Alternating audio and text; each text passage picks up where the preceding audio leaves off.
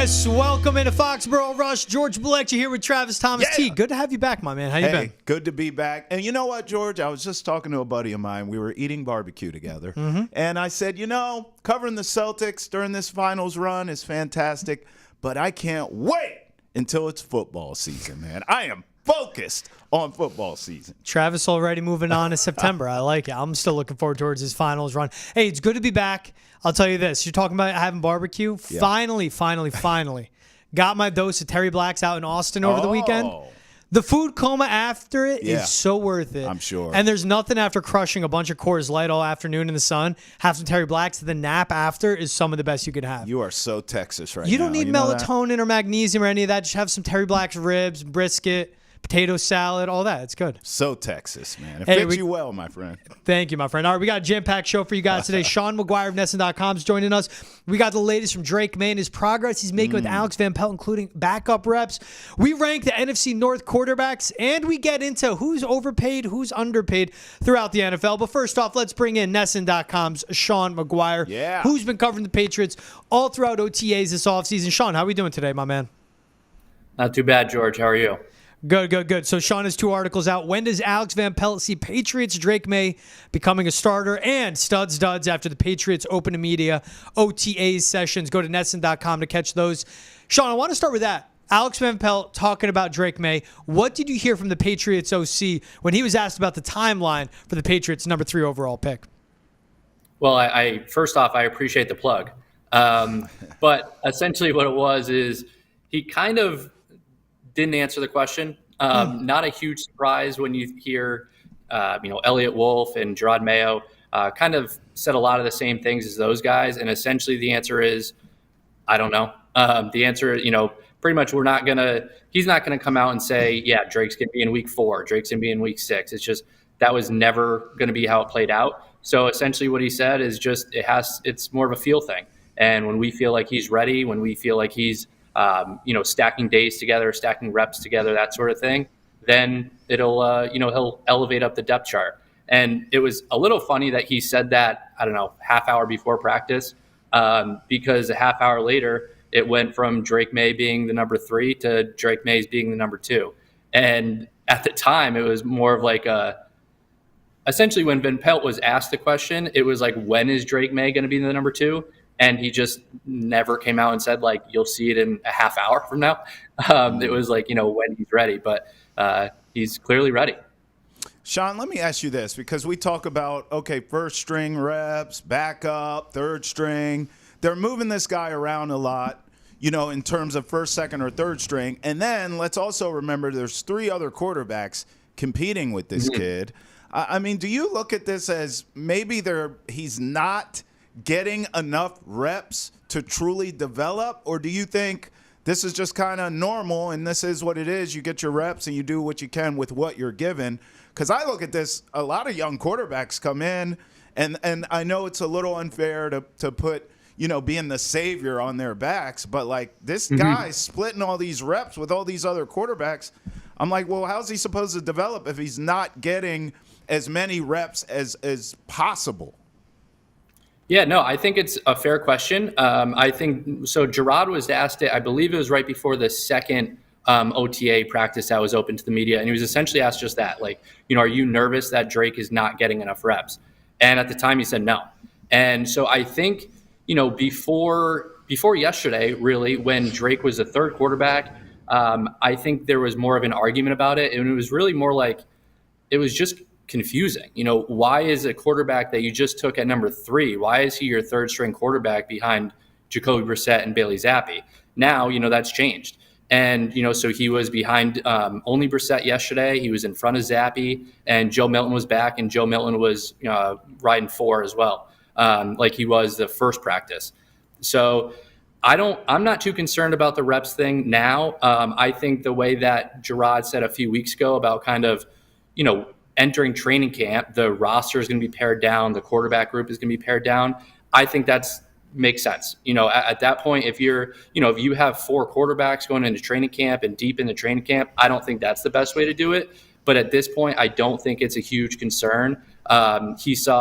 So I actually wrote it down in one of the stories. It was Brissett had 25 reps yesterday, and Drake had 14. So he saw enough. I think when it comes down to training camp, if you can get it down to 3 quarterbacks, and then he's seeing more of those.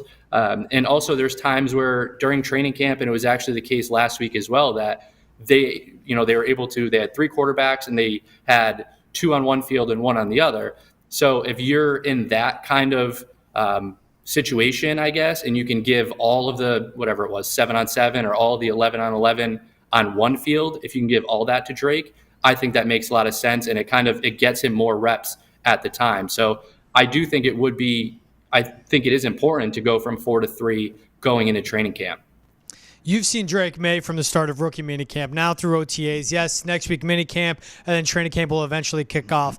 But what have you seen as far as progress for Maye? Mm-hmm. It's important he's getting those more reps, because I agree. Why is he taking number 3 starter reps or backup reps, right? Get him number 2. Get him the second most. So get Jacoby's a guy week 1. Get Drake Maye as many reps as possible in 7 and 7 and 11 on 11s. But what have you seen from him as far as progress being made for his development? Yeah, and Alex Van Pelt talked about this yesterday as well.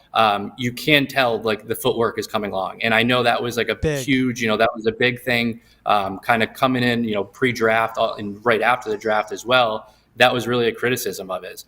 And I remember hearing Brian Hoyer on a podcast say pretty much it's easy to solve. And then I actually talked to Drake Maye's college coordinator, Chip Lindsey at North Carolina, and he said the same thing. He's like, I think that Drake Maye will be fine. He'll be able to figure out the footwork when the time comes.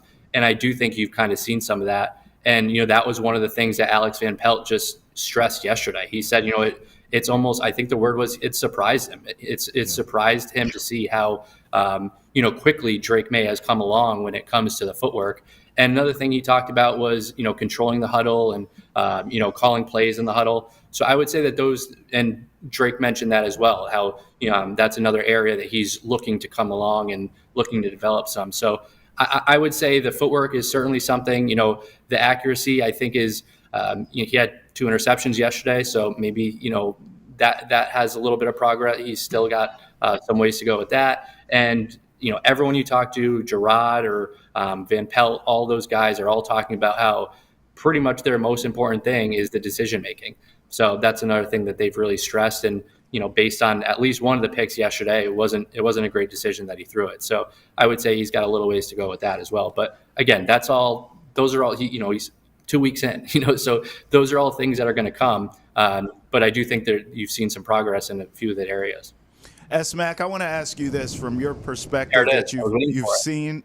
You knew it was coming. That from your perspective that you've seen with thine eyes, but also what you're hearing. Talk to me about Joe Milton's development, because look, all this Drake Maye stuff is cool. I'm with it. I understand. Number 3 pick overall. I get it. But every time I see a video of this guy, Joe Milton, he looks like an action figure. He's got a rocket launcher arm. What's up with the development of him? I'm not saying Drake Maye isn't great, and I'm looking forward to the Drake Maye era. I want to get to it ASAP Rocky, okay? I don't want to wait. But at the same time, I'm curious to know the development of this athletic freak that the Patriots have at quarterback in Joe Milton. What are you hearing and what are you seeing? So second open practice last week, Joe Milton wasn't there. It was only the Brissett and Zappi and Drake Maye. Yesterday, Joe Milton was back, but he did not see any reps in the final team period of 11 on 11. So I don't know. It's kind of hard. It's kind of hard to tell. He hasn't, you haven't seen him in a little while, that sort of thing. And so yesterday it was Gerard was kind of asked the same thing. First impressions. What have you seen from him? How have you seen him develop? And the first thing he said is, like everyone, he has a cannon for an arm. Yeah. But he really stressed the decision making and how Joe Milton has a little ways to go with that. So I would say that I don't think the Patriots are going to cut Joe Milton. I do think, as I mentioned last time when I was on with you guys, I do think it's going to be Bailey Zappi who is the one out. Yep. But in terms of, until he gets more reps in the 7 on 7s, in the 11 on 11s, it's kind of hard to tell at this point. And the arm talent is crazy. So if you're asking me for one thing, I would say that certainly jumps off the page. It's very obvious. He was saying yesterday how he can throw the ball, 70 yards or 75 yards. and you can see it. But in terms of like the real development, I would say he's still got a little ways to go with that. As far as it goes for who's going to be the week 1 starter, it should be until Drake Maye earns the job and literally just takes it all on his own.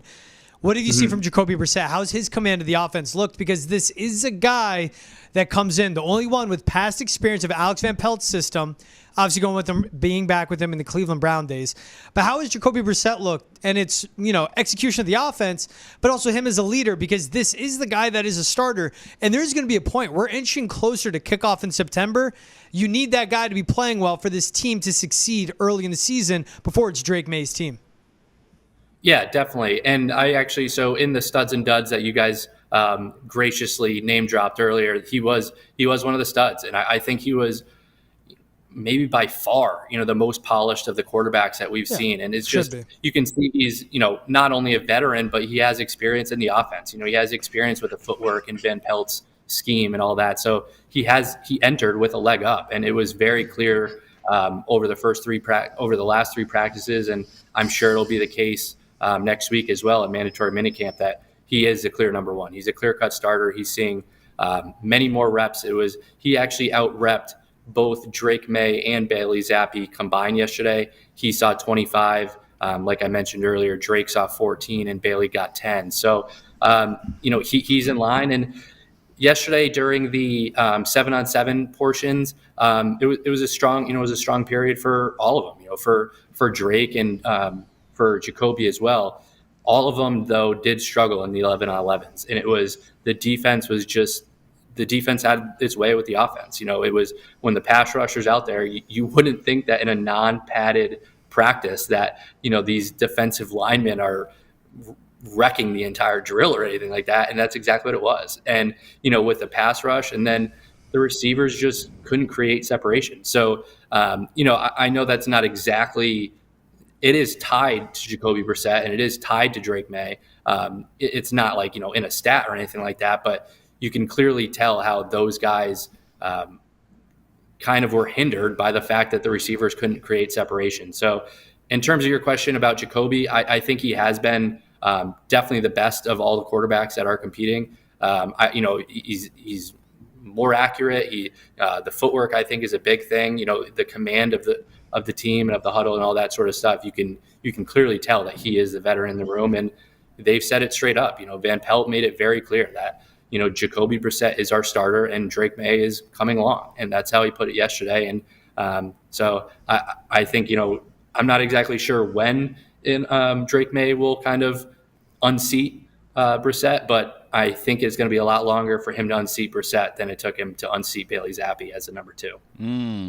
I want to ask you this. I kind of want to piggyback off of George's question about Alex Van Pelt. Has he talked about game planning or play calling, the differences with Brissett and with Drake Maye? Here's the reason I'm asking. Because, look, with all due respect to Jacoby Brissett, he's not running away from, my 6-year-old daughter. The guy is not fleet of foot at all.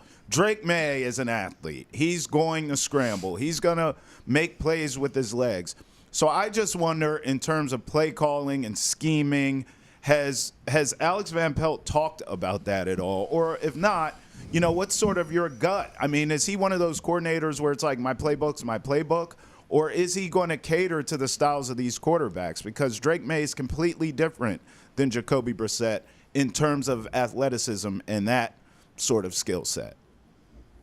So to answer your question, it has not come up. He hasn't mentioned that. He hasn't been asked about it. But yeah, I agree. I think the way that a lot of the things you hear, and when Van Pelt was hired, and over the last few weeks and everything like that, is he caters to who he has. And so I think he's going to kind of cater to the weapons, or I don't know about lack of weapons if that's too harsh, but yeah. I think he's going to kind of cater to the players as opposed to anything else. And it is a lot different. I understand the difference between Jacoby and Drake Maye, but at the same time, you don't want to throw Drake Maye in and all of a sudden have him be scrambling around the whole time either. So it is kind of, you want that sort of pocket presence when it comes to the both. And we have all this quarterback talk going down.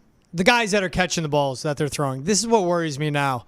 Have you seen anything actually stand out to you about this receiving group? And maybe what stands out to you is that they're bad, because still, as constructed right now, this is a bottom 5, bottom 10 receiving group in the NFL. But has anyone jumped out at all out of the wide receivers and shown some rapport, if any, with Brissett or Drake Maye? Yeah, definitely the one who has jumped out is Demario Douglas, Pop Douglas. He just Drake Maye, actually, he had a funny quote about it, how you can't guard him in a phone booth. And I thought that was a really, good way to put it. And it's just, he's so crafty. He's so, kind of a quick twitch sort of thing. And he just creates separation. And I would say he's the only one that consistently has created separation among the receivers. And yesterday was a great example. He had at least 3 touchdowns in the 7-on-7. Again, the offense was a lot better in 7-on-7 than it was in 11-on-11. But yeah, he had 3 touchdowns at least. I think 1 hit the ground, but that could probably be debated for which would have been his 4th touchdown. And it was with Jacoby, it was with Drake, and it was with Bailey Zappi as well. And it's just he creates something, and Zappi missed him or didn't throw to him one time when he could have had another one. So he just, like I said, he really creates separation really well. Just so twitchy and shifty and all that sort of thing. So I would say he was by far the one who has stuck out the most. I also think during the first 2 practices, not so much yesterday, but Tyquan Thornton looked pretty good. But, we say that, and, I've actually had, conversations here in the office with Keegan as well. And a lot of the times now is the time where Tyquan stands out. You're not in pads, you're in shorts, you're in T-shirts. I mean, he might be one of the best flag football players ever. I mean, if he was to go in that, that's obviously a little bit of a stretch, but what I'm trying to say is he's much better when it comes to, no pads and that sort of thing. And, these 7-on-7 sort of things. And then when you throw the pads on, he hasn't been as good. So, we'll see if that continues, or we'll see if Tyquan can kind of, put that in the past sort of thing, and if he can become more of a physical, he's put on some muscle, he's put on some size, all that sort of stuff. So we'll see how much that'll help. But I would say, to answer your question, George, that it would definitely be Demario Douglas who is the one that stands out. And a lot of the other guys are kind of a lot of the same. Yeah, I'm a big Pop Douglas fan. I don't look until Tyquan shows me something in a game. I'm not buying all that, putting on weight and all that nonsense. I mean, it's been his MO since he got into the league and since he was drafted. Yep. He looks great without pads on because he's fast and he runs a great straight line. I'm not interested in the underwear Olympics with this kid, but Pop Douglas is someone I am a fan of. I just don't know, and I think all of us feel the same way. He doesn't feel like a true number 1 wide receiver, but he has a chance, I think, to be a special number 2 or even a 3rd option in terms of weaponry. Let me ask you this. In covering this stuff. Just to cut in on that, I'm not even saying so much that he's a number 1. I'm just saying he might be this team's number 1. Yeah, for sure. So, yeah. I die inside of you saying that. I mean, Sean. he's right, though. Who the hell else, George? KJ Osborne, who looked terrible with the Vikings last year. Please. Yeah. Let me ask you this in terms of what you'll be looking for. So as we get out of OTAs and we start gearing up for training camp, what is sort of your takeaway from the OTAs that you're going to go, you already know, you're going to go into training camp looking for this specific thing? Obviously, I'm sure Drake Maye's development is a big one, but give us a couple other ones as well. Yeah, I was going to say the same thing. Obviously, number 1 is Drake Maye. But after that, I think it's got to be the offensive line. It was such an unimpressive, uninspiring. I mean, it was just, the group it's just not good. And it's like, all the questions how many times have we talked about amongst ourselves? I mean, and it's not like it's a secret. The team entered the offseason with offensive line being a major issue. Right. And they really did not do a ton about it. Besides David Andrews, the starting center, besides Mike Onwenu, the starting right tackle, they have all the other positions are up in the air right now, and it's crazy.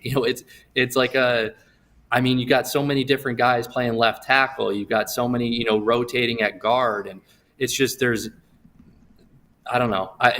So maybe it's like, seeing the cohesion among the group, or maybe seeing, hopefully someone sticks out, especially at left tackle. I mean, like we said, he was starting the first 2 days. Yesterday when we were there, he was not there. Onwenu also was not there. So they had Calvin Anderson playing left tackle with the starting group yesterday.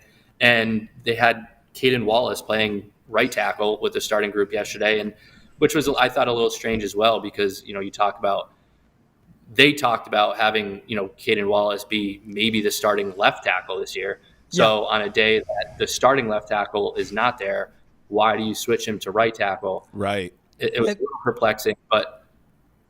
And that's that's what I think the brilliance of this team is, and I'm saying brilliance very sarcastically. You drafted someone in Caden Wallace, who was a career right tackle, played right tackle in high school, played right tackle for 3 years in college, and you claim he only played right tackle because Olufashinu was at left. Whatever. Mm-hmm. You bring him in and you go, that's the plan at left tackle. I think it's brilliant. The only thing I'll give them is that they have Alex Van Pelt talk to you before practice and not after. Yeah. Because the question to ask is, why, if Caden Wallace is your starting left tackle, or a guy that can be your left tackle, why is he even taking reps at right tackle? That's right. You know it's going to be Mike Onwenu there at right tackle. Give Galvin Anderson the reps at left tackle. That's fine, because you need as much depth there. But why doesn't Caden Wallace take the reps at left tackle? I know you don't have the answer, Sean, because all three of us are on the same page. What are you doing with your left tackle position? Because Cole Strange may not play week 1, and your quarterback in Jacoby Brissett has to make it to week 8 if you want your timeline with Drake Maye to work. Sean, thank you for being a sounding board. So I guess I ask you this. How the hell did Caden Wallace look at right tackle? Because he better look good at right tackle if he's not even playing left tackle. Look what you've done, Sean. You got him all fired up now. That's right. I teed that one up better than I ever could have imagined, I guess. How do you look at right tackle? The entire offensive line looked bad. Great. Love it. I don't know how else to Week put 5, it. Jacoby Brissett's dead. Drake Maye's starting. All his bad habits come back. It's all about the offensive line with this team. And I get it. They're patchwork. Right. Cole Strange isn't there. Mike Onwenu isn't there. You have David Andrews and City So. You don't know who it's a mess. It's this, and this is what I think it's, and again, to this point in the show, fans have to be aware of, and that's my thing with Drake Maye. If your offensive line looks good by week 11, 12, play him and he's ready. But my biggest concern is offensive line sucks. Yeah. So the whole offensive line looked bad, and shout out to the defensive line, I guess. No, I think the exact same thing. And one thing I'll also mention is Gerard, I would say, kept the door open on maybe signing someone off the open market, someone who doesn't have a job right now, which fine. I'm glad he's keeping the door open, because they need to. But at the same time, we're going to be entering training camp, and they're still looking for answers at left tackle. So I think I think it's crazy. But just to go back quick, Georgia, what you just said, I think my biggest thing with Drake Maye, starting that whole timeline sort of thing is, you have to see how the offensive line looks. Yep. And if the offensive line looks like crap, I don't think you can throw Drake Maye in there on week 6 or week 8 and just have him get beat up for 10 straight weeks. I think if you get to a point where the offensive line looks bad and you're 2-9, I still think okay, maybe we have to throw Drake Maye in there because he has to get reps. But and if that doesn't come, I think it's just seeing the progression of the offensive line is pretty much the biggest thing tying, the biggest tie for Drake Maye for me right now.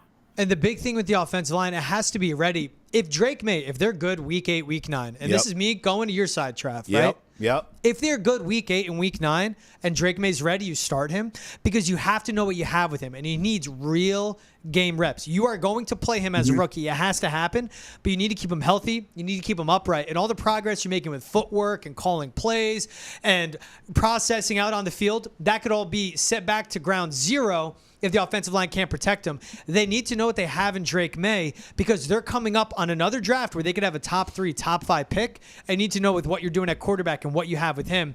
But that's why the offensive line's important in all this.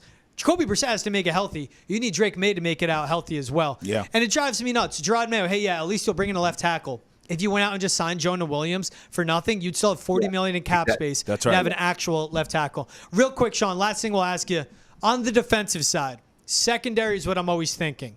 Christian Gonzalez only played 4 games last year, but I think we know what we get with him as a cornerback 1, which is a starter and a solid guy and a stud. Yep.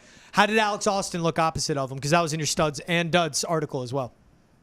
Yeah, I think so. I would say that it's more, I mean, with all this stuff, right? It's take it for what it's worth. You know, it's June and there's no pads and all that sort of stuff. So I want to say that ahead of time because that was one of Jared's kind of clarification sort of thing. He was asked about Alex Austin. The first thing he said is, look, this isn't physical. We're not wearing pads. But, you know, he is making the most of the opportunity. There's no doubt about it. I mean, Marcus Jones and Jonathan Jones, you know, those guys are still sidelined. So he's making the most of it. I don't know how else to put it. You know, he's looked good. He had a really nice pass breakup in 7-on-7s yesterday against Tyquan Thornton. It was a Jacoby Brissett pass, I'm almost positive. So he's made plays when they're presented, and he's looked good. I'm like hesitant to kind of pump him up too much right now because, again, it's just so early and the pads thing, all that sort of stuff. But I do think that there could be, you know, September comes and he could be the second cornerback opposite of Christian Gonzalez. And then, you know, maybe you have Jonathan Jones in the slot instead of outside, and then maybe the group is better in general. So I would think that that's got to be, you know, I think the Patriots have to be looking at it like that. Like, okay, this kid is going to step in. He's going to be our cornerback too. Because otherwise, you know, do you target someone, you know, do you target a Stephon Gilmore or someone like that? So I think that they have to be pretty confident in him at this point. And yeah, I mean, we'll see how it goes, but I would say he's definitely off to a good note. All right, Sean, that's Sean McGuire of NESN.com. Thanks for coming on Foxboro Rush. Catch all his articles all over the NESN coverage, and it's him and Keegan Stifel covering the Pats end-to-end, practice to practice, offensive line from left tackle to right tackle, all throughout the offseason on NESN.com. Sean, thanks for the time, man. All right, thank you, guys. Appreciate it. We'll see you. Hey, make sure to check out the latest episode of Boston Has Entered the Chat. That's our daily podcast covering everything in sports, dropping every Monday through Friday, 5 days a week, hosted by Travis Thomas and myself. And make sure to email us, thechat@nesson.com, to give us your own takes, bring yourself into the conversation, and join in as well, because you guys as a listener are a co-host on Boston Has Entered the Chat as well. Get that wherever you watch your podcast, YouTube, Facebook, Twitch, and listen along on Spotify as well. George S. Mack saying, he just used it as an example. He said, you know, if you're 2-9, then yeah, maybe you bring in Drake Maye. Week 11. Him just saying 2-9 made my stomach hurt. Week it can't 11. be that bad, is it? They're not going to be that bad, are they, George? Come on. I don't have my schedule right up in front of me. 2-9. I think by the time I have him playing, right, week 13 yeah. against the Colts right before the bye. Yeah. They're going to have 2 or 3 wins by then. So, yeah, 2-9 is a real possibility. Oh, God. Gauntlet of a schedule, playing a lot of great quarterbacks, and your offensive line sucks, and you're playing a lot of good defenses. Yeah. Got to go to the West Coast twice. We cover that all on Foxboro Rush. Catch previous episodes here on Spotify. Yep. But as always, like, subscribe, and follow as well. All right, Trev. So get to our favorite part of the show as well. Talking outside of New England Patriots, ranking quarterbacks across the NFL. All right. When I was away, you guys ranked the AFC South, and I loved it. C.J. Stroud sitting atop there, looking great. How do you rank the quarterbacks in the NFC North? Because with 2 guys signing away, well, really Rodgers went to the Packers, to the Jets, I mean. But with Kirk Cousins leaving via free agency, this is a young division of quarterbacks. How do you rank them in this one, my friend? I'm going with the old dog. I'm going Jared Goff 1. This is a guy who has playoff, obviously, experience. He's been to a Super Bowl. Now, you know, people will say, well, it's not like he threw the Rams to that Super Bowl. Yeah, but he didn't throw them out of it either. I mean, he didn't crash the car. I think he deserves some respect for that. We know that team was really mainly defense and the excellence of Sean McVay when Jared Goff went and caught that L. But, look, I had to throw that in on Foxboro Rush, right? But, look, we saw him play at another extremely high level last season as well, and damn near get back to the Super Bowl. In that one, no one can accuse him of, well, he's just guiding the team. He's just managing the game. Hell no, he's a playmaker for the Lions. So I'm going to go Jared Goff, the old dog, here at the top. Jordan Love did enough on the back end of last season for me to feel confident that he's going to do it again. I'm still pressing the brakes a little bit. Everyone's crowning this kid. He's already been ordained. I'll give him in myself, I know. man. You're all about him. I will get ordained in the state of Wisconsin. And I get it. And I will crown him king. Listen, I get it. I'm just not quick to do it just yet. I want to see him do it a full season. I didn't see him do it a full season last season. I mean, at one point, He did a halfway full season. No, he didn't. 18 Halfway games. through the season, I was saying, I think this kid's a bust. And then He last 8 sat games behind- of the season? Right, exactly. That's my point. And then, obviously, he ended very strong, Yeah. where it was like, okay, now we're seeing the things why Green Bay brought him in and sat him and let him marinate behind Aaron Rodgers as long as they did. But again, I want to see a full season of that. Until I see it, I will not put the crown upon his head. But I do like him. Then I'm going Caleb Williams. Whoa. Hold on. Yeah, third. Hold on. Third. Let me cut you off here real quick. Yeah. It has been said in the Nesson offices, Yes. By me. calling himself out, Yes. Caleb Williams will be a Hall of Famer. Future Hall of Famer. You have him behind- Hold on. Multiple Super Bowls. Don't forget that. And you have him behind Jared Goff. Yeah, I have him third. I have him behind Jordan Love, You have too. him third in the division. Yeah. You know why? You want me to tell you? Go ahead. Haven't seen it with thine eyes. Yeah, that's fair. Saw him do it in high school. Got a chance to cover it. Saw him do Traps it from the at- D.C. at- area, for that's those that don't know. Saw him do it at 2 marquee blue chip programs. Yep. With the Boomer Sooners and USC. Fight on. Haven't seen it in the NFL. So until then, now I have J.J. McCarthy right behind him for the same reason. But I have Caleb over J.J. because I can only go by what I've seen. And in college, Caleb Williams is a better quarterback than J.J. McCarthy. So benefit of the doubt, I'm going to put him over J.J. here in the NFL. But both of these guys clearly have room to grow on this list. It wouldn't shock me is, maybe next season we're having this conversation on Foxboro Rush and Caleb could be number 1 on this list. But for right now, I can't do it until I see him ball out in the NFL. And J.J. McCarthy he falls into 4. He's my number 4. Yeah. I mean, no knock on him, but I'm just going off what I saw in college as it pertains to those two. And Caleb was a better player. You know what's brilliant? Just that ranking, and mine's close with yours in my 3-4 spot, right? Yep. But you would give J.J. McCarthy and Caleb Williams, they have the best receiving cores in this division. Now, it's packed. It's star-studded. I mean, the Packers have all their number 2s. Yep. The Lions obviously have Jameson Williams. Let's see if he can be healthy, play whole season, and Amon-Ra St. Brown. Yep. And Laporta is another gem. That offensive system is great. But with Caleb Williams, it's DJ Moore, Keenan Allen. Keenan Allen coming off his best career year and an improve it year. That's because right. after this year, he's a free agent again. And Roma Dunze, who they drafted, but would have been wide receiver 1 in other drafts that didn't have Marvin Harrison Jr. Yep. And then, of course, J.J. McCarthy has the best wide receiver in all of football, and Jordan Addison, who is a great number 2. Pretty to damn back good that running up. back, too. Very good running back in Aaron Jones and a Yep. weapon out of the backfield. All right, my ranking, I go number 1 is Jordan Love, man. Okay. He is the best quarterback in this division, and to me, it's without a doubt. Let's just talk about his last 8 games of the regular season before he went to Dallas and threw all over them.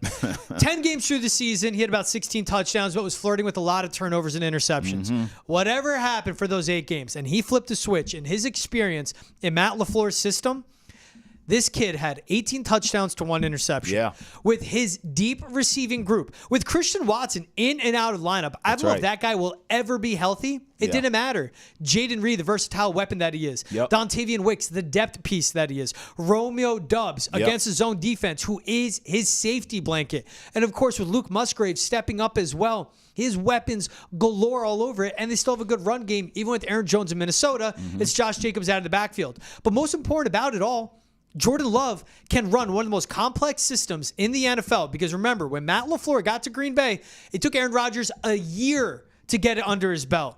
Now this is Jordan Love entering year 5 in the league. Drafted in 2020. Didn't play. 2021. Thrown to a spot start because Rodgers was out. 22, 23. Didn't play in 22. Finally 23. Everything clears up and look what he did and get into the playoffs in a big stage. Beat the Cowboys and then run into the buzzsaw that is the 49ers. Jordan Love, if I'm starting a team right now, this is kind of how I look at my rankings. He is the best quarterback in the NFC North. And now you can say Caleb Williams might have a higher ceiling because he's the next Patrick Mahomes, right? Yeah.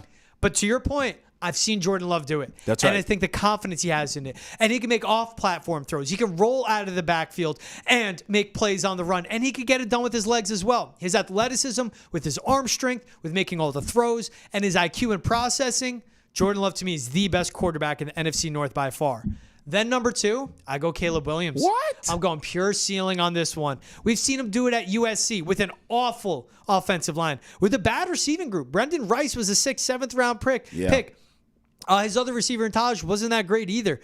I mean, he had nothing to work with. No defense to get stops. No offensive line to protect him. Right. And yeah, he had a good play caller, Lincoln Riley, but that kid, the talent he has to drop the bad habits. But the receiving group he has, the offensive line, getting linked up. Yeah. And who he has now with Shane Waldron. I mean, he's set up for success. I have Caleb Williams 2. I have Jared Goff 3 because my God. he's good. You're a hater, bro. He's good. You're hating on Jared Goff. He's good. He just has 2 great quarterbacks in front of him. But Jared Goff's good. A career year, he still threw 12 interceptions. I don't trust him to go out and win games for me. We won because of him. I'll win because of Jordan Love and Caleb Williams, but I'll win with Jared Goff. Go out there, manage it. We're going to run it. Let's get our defense back intact on this one. We'll be okay. And then lastly, I have J.J. McCarthy because he hasn't proved it to me. But, man, with that receiving group, he's going to put up gaudy stats. Yeah, he is. Let me ask you a question. Yeah. Jared Goff gets back to a Super Bowl, win or lose with Detroit. I mean, are you going to put some respect on this guy? What does this guy have to do? Does he have to win a ring? Is it the ring? If he wins the Super Bowl this year, will you put some respect? You put a kid who hasn't done anything in the NFL yet over a guy who's been to the Super Bowl, who's been to NFC title games, who's had multiple playoff games and played well in all of them. If Goff gets him there, isn't a liability at all. And I wasn't saying he was a liability in this postseason, right? This last run they had to the NFC Championship game, where they put up numbers. And they had a huge lead on San Fran, but his head coach decided not to kick field goals. If he gets him back there, yeah, and I see back-to-back seasons of him with this success with Ben Johnson, but you know what's going to happen? You'll put some respect on his name. Ben Johnson's going to leave, get a head coaching job. We're going to see Jared Goff without one of the best offensive coordinators and play callers in the NFL. I heard that, well, without McVay, he's going to stink in Detroit, except that he doesn't. He was terrible his first 2 years in the Lions. And then he came out and proved it and runs the system. And 29 years old, again, he got paid because the Lions would rather have somebody than nobody and hit reset and possibly fumble away the timeline they have with these young studs on both sides of the ball because they don't have a quarterback. But yes, to answer your question, if you get him to a Super Bowl, win or lose, and he is a guy that's out there as a leader and can get it done, then yeah, I'll put more respect on his name. But also, let's see what Caleb Williams does, man. If he's leading this offense, they're firing on all cylinders, and he sneaks the Bears into the playoffs. This is a jam-packed division. Yeah. Maybe Caleb Williams is still in front of him for me, and maybe I'm betting more on ceiling. I know what Jared Goff is. I know what Caleb Williams could be. I'm ranking Caleb Williams number 2 because I know what he can be. I hope he gets to that one day because it would be great for the NFL, man. Yeah, for sure. Listen, by the way, I asked that Super Bowl question because I do believe the Lions are going to win the NFC. Ooh. I do. They should have won it last season, quite frankly. Should've. But I'm looking at the Niners, a little bit, longer in the tooth, a little older there. I could see where maybe they start to regress in a sense, and that championship window that's been open for them, and Lord knows they've had a ton of shots at winning that Lombardi. I'm starting to think that window's closing a bit, and I see it maybe opening a little bit more for Detroit. That coach has to get out of his own way, though, as you mentioned. But I could see the Lions in the Super Bowl. That's why I asked that. I don't know if they're going to win it or not. We never know till we get there. But I feel like if he at least goes to 2 Super Bowls on 2 separate teams, he deserves a little more respect from you, G-Beezy. You just picture, Lions in Super Bowl, and you want to say yes. Yeah. It's crazy to think, though, the Chiefs could three-peat because they have that one and the only in Patrick Mahomes. Yeah. But I'm with you on that. And you point out the age of the roster. It just came out. Average age, and it's right now, we're in the month of June. Yep. 27.7 years old is the average age on the 49ers roster. Oldest roster in the NFL. We'll see if Trent Williams can make it to another full season. Right. All right, let's talk a little bit overpaid or underpaid. Because Justin Jefferson got 4 years, a true 4-year deal, $140 million extension, $88 million guaranteed at signing, $110 million guaranteed. Completely blew the wide receiver market out of the waters. We're going to run through the guys that got paid. And let's start with Amon-Ra St. Brown. 4 years, $120 million, $77 million guaranteed. Overpaid, underpaid, or you think, boom? Right on the money. I mean, listen, all these guys are overpaid. Let's be clear. Like every last one of them you're about to name, a mug are of humility. overpaid. I like it. But we understand what it is, especially in like Justin Jefferson's case. He is the face of the franchise. It's not a quarterback, and we'll see if J.J. McCarthy can ball. Great, but it's going to be a while since before he gets paid. So Justin Jefferson, as of now, is the face of that franchise. So of course he's going to get the big boy money that he did. But St. Brown. Look, the Lions had to do that as well. I just think, and we just talked about Jared Goff and a great career year that he had. I mean, this guy's a big part of it. So what are you going to do? Let him walk? And then what? So I think they were in a position where they had to really, quite frankly, bring the core back. I think St. Brown got paid. Goff got paid. I mean, they were shelling out. Penei Sewell got paid. That's right, Penei Sewell. So they're shelling out all this dough because that core of players damn near got them to the Super Bowl, and they should have been in the Super Bowl. So I think the Lions were beholden to St. Brown, and they had to give him that contract. Yeah, I think it's on the money for what you pay him. Yeah. He's your wide receiver one. He's great at getting open. Is he as explosive and dynamic as a Justin Jefferson or an A.J. Who Brown, other is? guys we'll talk about? Yeah, no one is. But he's reliable. He gets open. You know what you get with him. He has the experience, and he's put up great numbers. I mean, this is a top 10 guy, top 5 guy, arguably in the NFL. And what they do with this signing on paying him, feels overpaid right now. Look at a year or two, he's going to feel underpaid. Yep. What about A.J. Brown? 3 years, $96 million, $84 million guaranteed. Okay, he's a freak. Second time he got paid, too. He's a freak. But I'm going to go overpaid here. Ooh. Here's why. I didn't like he felt like he sabotaged that team a lot to me last season. Now I know they had some injury issues. That secondary was a mess. So they had some other issues going, but just this guy pouting on the sidelines. Clearly him and Jalen Hurts not on the same page. It looked like they were getting after each other a little bit. A.J. Brown took some shots at him in the media. I didn't love that. And he just beat and moaned and complained his way to this extension. I don't love that. I'm getting a lot of diva wide receiver vibes from A.J. Brown, and that's not how his career started. In Tennessee, he was tougher than a $2 steak. He played hurt. He gave his all to that franchise. And the Titans felt like the bad guys. Yeah. They felt like, why won't you pay this man? Then he goes to Philly. He gets the bag. He has success. But then, like I said, it kind of soured last year, and now all of a sudden he gets this extension. Translation, he complained his way to get more money, and he got it. So now let's see what happens. I don't know if this guy can ever be happy. I'm looking at him with the side eye. He's a great player. I'm still looking at him with the side eye a little bit. He's coming off his 2 best career years. 88 catches 2 seasons ago, 106 this past season, 1,400 yards. Yeah, can he be consistent? But also, he put up those numbers, 106 catches, over 1,400 receiving yards, when the Eagles' offense was never right. Yeah. I think he's paid as he should because he's top 3 at the position when he's playing his best, when he's getting the ball and the offense is humming. I think he's perfectly paid. Lastly, Nico Collins. We'll keep this one quick. 3 years, $52 million guaranteed. 72.7 is up to what he can earn. Hey, listen, same thing I said with the Lions. I think the Texans were in the same position here where they had to pay him. He's paid just right because they want to keep that core together. Okay. They want to keep him, those young receivers, C.J. Stroud still on rookie deal money, right? You bring in a Stephon Diggs. So I think this was more about just keeping the core together. I think Nico is paid just right to make that happen. I'm going to go overpaid on this one because he only did it 1 year, and I get it. He finally had C.J. Stroud. Yeah. It's Davis Mills his first 2 years. You get C.J. in. Team up with Tank Dell. You get Stephon Diggs. You're paying for him. Right. And this is wide receiver 2 money, $52 million guaranteed, Yes. which is as much as it sounds. Still think he's overpaid. I got to see it again. I want to see it again. But this is Nick Caserio and the Texans being smart. And what I say and what you're getting with Amon-Ra St. Brown is what they're doing with Nico Collins ahead of the market because other guys out there like a T. Higgins will get paid. Yep. And this $52 million guaranteed by next season will be $55. That's right. $60 million guaranteed. Going up. So I give Caserio credit. I just think he's overpaid because I need to see it more than that. But you said it and how the Texans built out. You know what? I'll get back. This is how my scattered brain works. How loud I got of the Patriots not even being able to figure out their offensive line. Yeah. Look at what the Texans are doing with C.J. Stroud, man. Yeah. Paid Nico Collins. Right. Tank Dell, C.J.'s handpicked receiver. Cool, you got a few years away. Right. Then you went out and got Stephon Diggs. You have a defense around They're him. aggressive. Invest in the defense in the draft. You're keeping Bobby Slowick there. The Texans are doing everything perfect for their young Follow the quarterback. blueprint, baby. That's all you got to do, Patriots. The blueprint is there for you. Just follow it. Just draft a left tackle or sign one. Jonah Williams is staring you in the face. In the face. And what did you do? Just let him walk on away. Trav, it was great being back with you on Foxboro Rush. Thank you to everyone for tuning in, making us a part of your day. Make sure, wherever you get your podcasts, YouTube, Facebook, Twitch, Nesson.com, you can watch this there.